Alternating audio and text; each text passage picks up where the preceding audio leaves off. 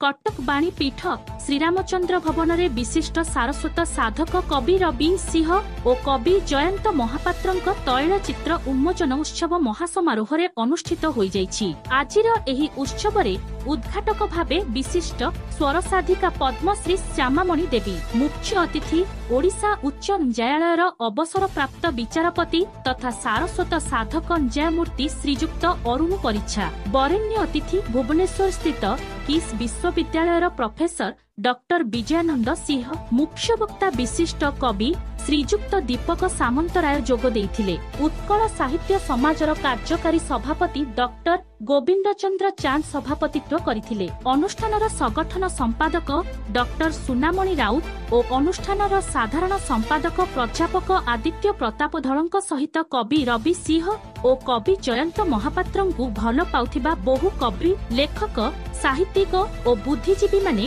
उपस्थित रही आजिर एही उत्सव को सफल करिथिले। कटकरू आकाश कुमार स्वाईंक रिपोर्ट, श्रीक्षेत्र न्यूज।